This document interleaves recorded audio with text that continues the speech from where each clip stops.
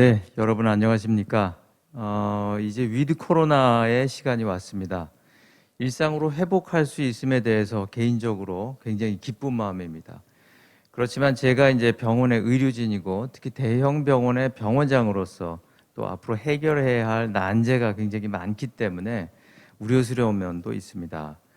왜냐하면 잘 아시다시피 병원에는 감염에 취약한 중증 환자들이 굉장히 많고 그분들을 보호해야 함과 동시에 또 코로나에 직접 진료를 해야 하기 때문에 위드 코로나임에도 불구하고 저희 의료진들은 두꺼운 방호복을 입고 복잡한 동선 속에서 지속적인 진료를 해나갈 수밖에 없는 상황입니다.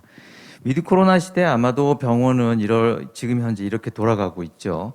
아주 가벼운 환자들에 대해서는 재택진료 팀이 환자들을 돌보고 있습니다. 환자가 나빠지면 응급실로 빨리 오십시오 하는 프로세스도 만들어서 운영을 하고 있습니다. 만약에 그 환자가 급격히 악화가 되면 중증 진료팀이 붙어서 적극적인 치료를 하고 있습니다. 최악의 사태에서는 환자분께 체외순환, 즉 에크모라고 하는 체외순환 장치까지도 하는 초위중증 환자의 케어도 저희가 담당을 하고 있습니다. 한림대학교 성심병원에는 아주 역량 높은 큰 에크모 센터를 운영을 하고 있습니다. 저희가 기억을 하시겠지 모르겠는데 작년 봄에 국내에서 최초로 에크모 환자를 달고 있던 코로나 환자에 대한 폐이식을 성공적으로 이끌었고 지난 8월 달에는 초위중증 환자가 급고조하고 있을 당시에 전국에 있는 코로나 에크모 환자의 15% 정도를 저희 한림대학교 성심병원에서 치료를 담당했을 정도의 복잡한 상황이 있기도 하였습니다. 즉 위드 코로나 시대에는 이렇게 위중증의 코로나 환자는 물론이고 비감염 환자에게도 적극적인 의료 서비스를 제공해야 되는 두 마리 토끼를 다 잡아야 되는 복잡한 상황에 처해 있습니다.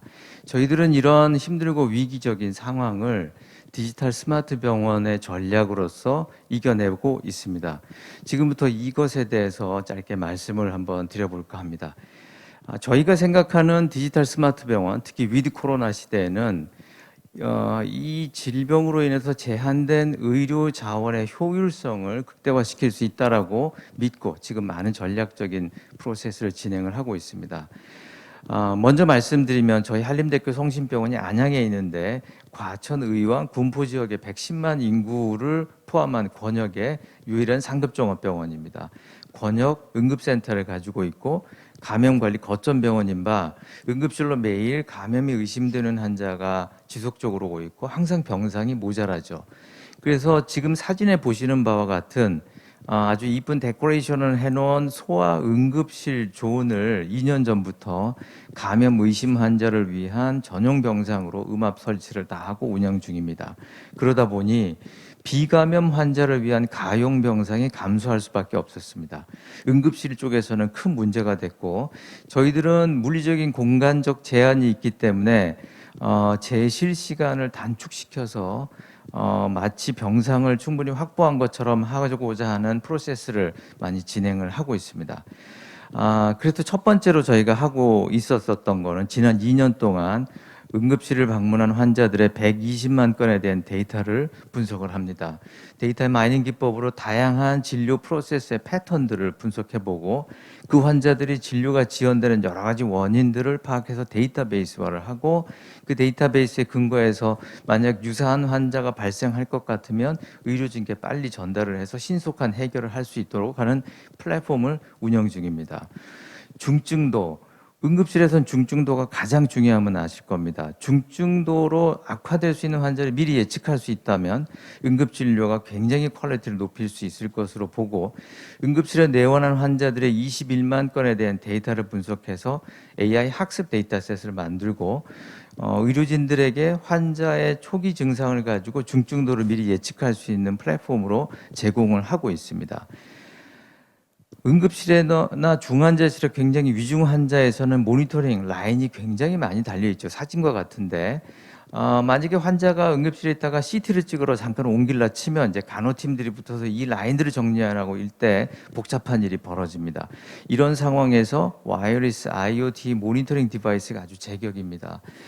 저희들이 사용하고 있는 것은 투 채널 EKG와 템퍼러처를 잴 수 있는 스킨 패치를 이용을 해서 와이어리스 상태니까 환자가 CT실이나 어디 검사실을 이동할 때 지속적으로 환자의 생체 신호를 채취할 수 있습니다. 특히 이 스킨 패치의 템퍼러처를 재는 곳에는 위치 정보를 디텍션할 수 있는 작은 RTLS 칩셋이 들어가 있기 때문에 환자가 응급실에서 CT룸에 가 있는지, 그리고 그 CT룸에 가 있는 시간 동안에 무슨 진료의 단계에서 지연이 되지 않는지를 의료진이 실시간으로 파악할 수 있고 신속한 해결 방안들을 모색해 나갈 수 있습니다. 이런 모든 정보들은 의료진을 위해서 하나의 플랫폼 안에 인터페이스를 갖춘 곳에 다 인베딩을 해놔서 응급실의 진료의 효율화를 극대화를 만들고 있습니다. 자, 이제 중환자에 대해 말씀드리겠습니다. 잘 아시다시피 상급 종합병원이라 전체 병상의 1.5%를 지금 현재 중환자로 변경하라는 행정명령을 받았고, 지난주에 중증 환자를 위한 1.5% 추가 병상을 또 행정명령을 받았습니다. 정말 큰일인데, 그러므로 해서 이전에 쓰고 있었던 중환자의 14.5%가 감소했습니다. 병상을 더 이상 마련할 수 없으니 일반 비감염 환자를 위한 중증 환자 베드가 항상 만석입니다.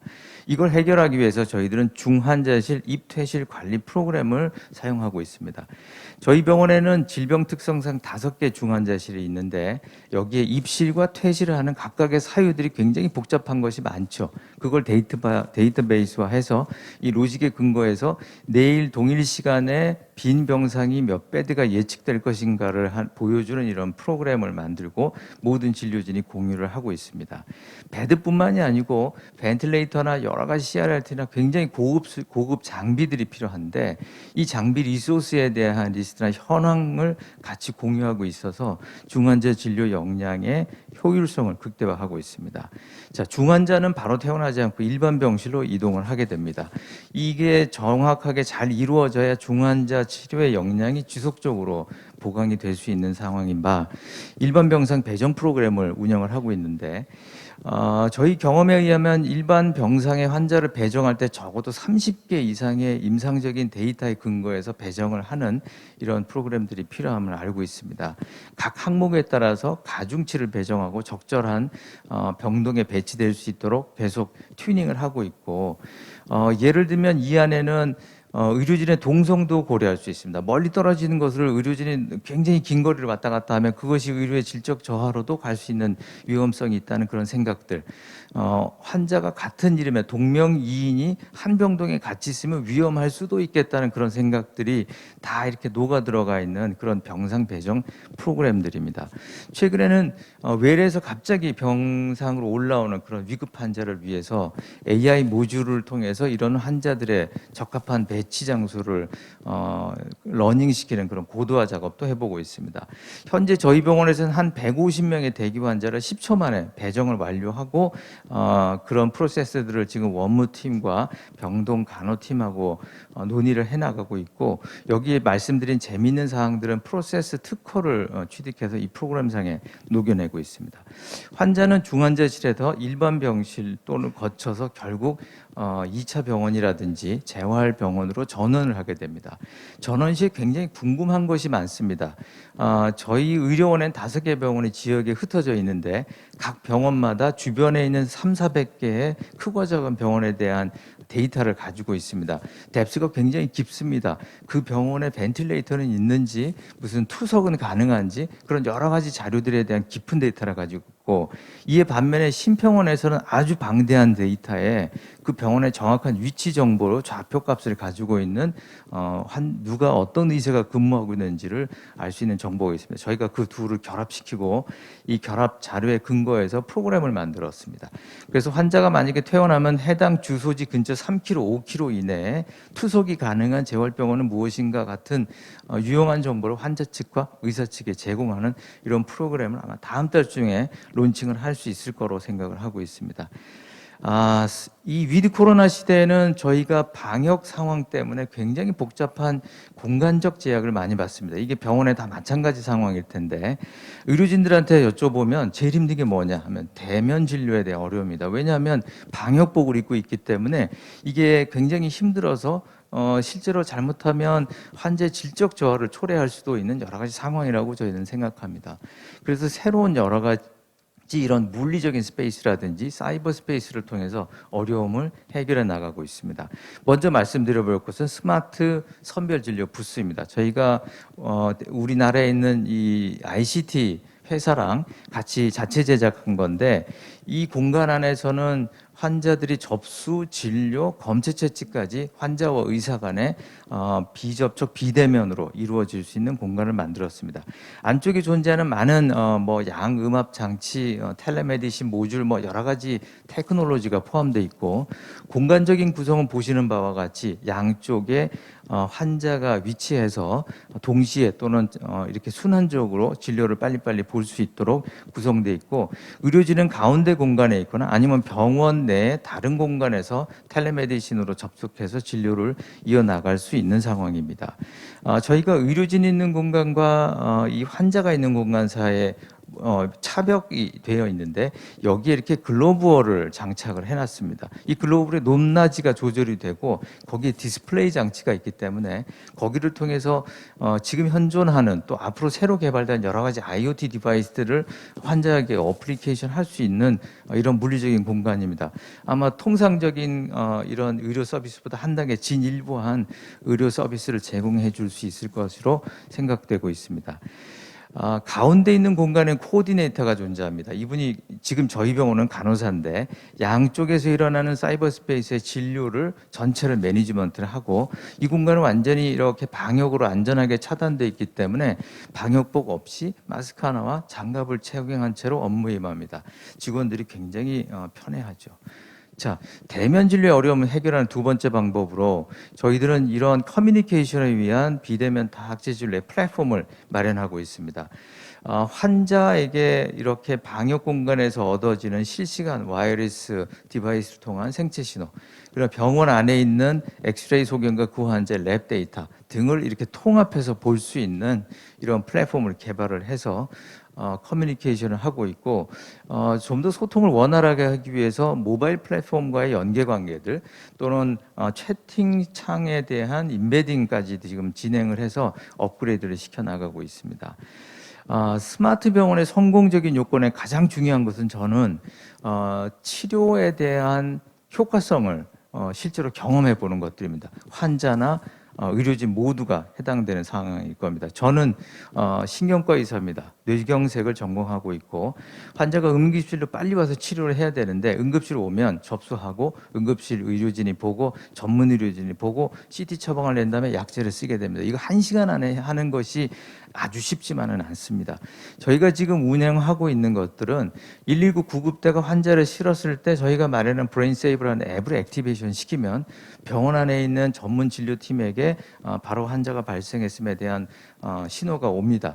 그리고 CT룸과 약제팀에 미리 연락이 가서 준비를 다 해서 환자가 도착 즉시에 바로 CT 찍고 바로 디시전 내립니다. 평소 80분에 해당하는 거를 40여 분까지 우리가 환자의 치료 성적을 증가한 것을 환자는 물론 의료진도 경험을 했습니다. 그런데 코로나가 터졌죠. 환자를 열심히 치료했는데 그 환자가 4시간 후에 확진이 됐다고 통보를 받고 전체 투입됐던 10명의 고급 의료진이 몽땅 다 자가격리를 당합니다. 지금도 아마 대형 병원에서 계속 이런 일이 돌파 감염 때문에 일어나고 있는데 이거를 해결을 하고 싶어서 노력을 많이 했고 지금 현재 브레인세이버 2로 업그레이드를 했습니다. 체온에 대해 말씀드려 봅니다. 체온은 바깥에서 응급실 환자가 들어왔을 때 스킨 템퍼러처 한두 번으로 에러를 나는 일이 종종 있습니다. 처음에 열이 없었죠. 그래서 저희들은 이런 거를 IoT 디바이스 중에 패치, 스킨 패치를 좀 고려를 해봤습니다. 현재 시범적으로 119 구급대가 환자를 모시고 올 때 투채널 EKG 채널하고 스킨 패치를 붙이고 옵니다. 스킨 패치가 액티베이션 되는 순간 저희 병원에 있는 모든 의료진이 환자 이동 순간 동안에 생체 신호를 확인합니다. 중간에 열이 나기 시작하면 방역복을 입고 환자를 준비할 수 있는 시간적 여유를 얻게 됐습니다. 안양 지역은 대표적인 스마트 시티입니다. 저희가 관제팀이랑 지금 노력을 하고 있고 환자를 싣고 올 때 그린라이트로 패스트 트랙을 틀어주기로 지금 협약 관계를 진행하고 있습니다. 환자의 GPS를 통해서 어디쯤 오고 있는지도 저희가 알 수 있습니다. 환자가 도착하는 즉시에 스킨 패치 안에 들어있는 RTLS 칩셋이 환자가 어디쯤 가고 있는지를 알 수 있어서 응급실을 거쳐 CT룸으로 이동하는 순간 모든 의료진이 CT룸으로 갑니다. 그 CT실에서 디시전 메이킹을 하고 바로 약물 투약을 결정을 하죠. 현재 한 3, 4년 전에 저희가 약 50% 정도의 치료율이었던 것이 지금 현재 96%까지 향상시킨 아주 훌륭한 성과들을 저희들은 다 같이 공유를 하고 이런 기술들을 계속 발전시키고 있습니다. 이 환자들이 좋아지면 이제 중환자실로 갑니다. 중환자실에서는 중환자 병상관리 배정 프로그램에 도움을 받고 여기서 다시 일반 병실로 갈 때 다시 일반 병실 배정 프로그램에 도움을 받습니다. 앞서 말씀드린 것들입니다. 자, 이 모식도를 보셨을 때 이 전체적인 환자의 여정입니다. 환자의 여정에 저희가 개발한 스마트 플랫폼들이 어떻게 위치하고 있는지 전체적인 모습을 보실 수 있을 것입니다.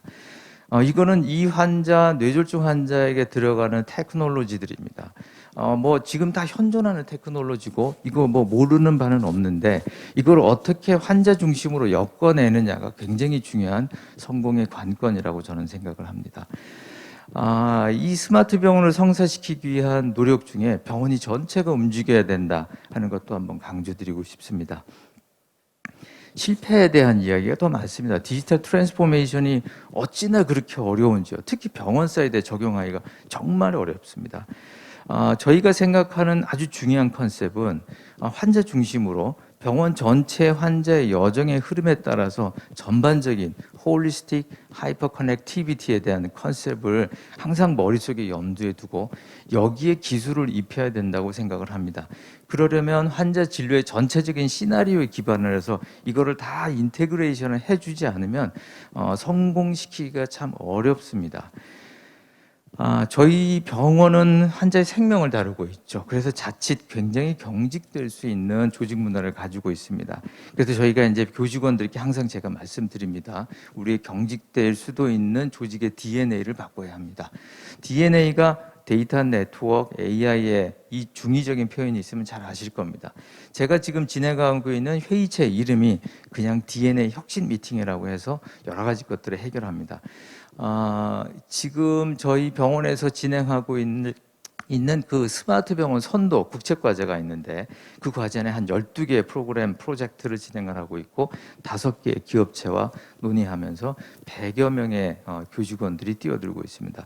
병원은 원래 환자 보는 곳인데 이런 것들을 100여 명의 진료진이 들어붙어서 한다는 것이 사실은 굉장히 좀 어렵습니다만 지금 이 위드 코로나 시대가 이런 디지털 트랜스포메이션에 대한 굉장한 더 악셀레레이션을 저희들한테 주고 있는 것 같습니다. 한 가지 또 첨언드리자 하면 이런 아주 테크놀로지에 대한 것은 사실 저 같은 병원장의 아이디어보다는 필드에 있는 전문가들, 특히 주니어 전문가들한테 많은 아이디어가 올라오죠. 버텀업으로 아이디어가 올라와서 그 부서나 그 팀에서 잘 씁니다만 이게 서로 연관이 되지 않으면 조금 사일로 같이 조금 발전하다가 자꾸 불씨가 꺼지는 것들을 저희가 경험을 많이 했습니다. 그래서 저희는 지금 병원에 가버넌스를 하나 갖췄는데 좋은 아이디어를 톱다운으로 바텀업에서 올리는 것을 아주 특정되어 있는 전문화 팀들이 이것을 받아서 병원에다가 어떻게 연착륙시키고 적절히 론칭을 시킨 것일지에 대한 진행하는 팀을 따로 만들고 있습니다. 이 팀들이 계속 지속적으로 적절한 아이디어를 현실화시키면서 앞서 말씀드린 홀리스틱 하이퍼 커넥티비티의 컨셉으로 계속 성공시킬 수 있는 자원이 된다고 저는 생각합니다. 리더십 굉장히 중요합니다. 저 같은 병원장의 리더십이 아니고 국가 차원의 리더십을 말씀드립니다. 지금 이 자리가 아마도 이 보건복지부와 보건산업진흥원의 주체가 있는데 저는 굉장히 감사드립니다. 최근 몇 년 동안 정부에서도 스마트 병원 선도사업 또는 의료 데이터 중심 병원 지속사업 뭐 이렇게 해서 이 디지털 트랜스포메이션에 대한 여러 가지 인프라 구축에 적극적인 지원을 해주고 있고 저희도 그런 지원을 받아서 많은 성장을 할 수 있습니다. 또 저희 병원은 한림대학교 의료원이라는 큰 이 5개 의료원을 이루고 있는데 각 병원 모두 굉장한 초일루 스마트 병원에 대한 강력한 의지와 투자를 지속하고 있습니다. 이런 선순환 구조가 앞으로 모든 병원에서 지속된다면 저희 대한민국의 이 헬스케어가 세계적인 수준으로 발전할 수 있지 않을까 기대를 해봅니다. 네, 제가 드릴 말씀은 이겁니다. 위드 코로나 그리고 이 스마트 병원이란 무엇인가? 저는 이렇게 생각합니다.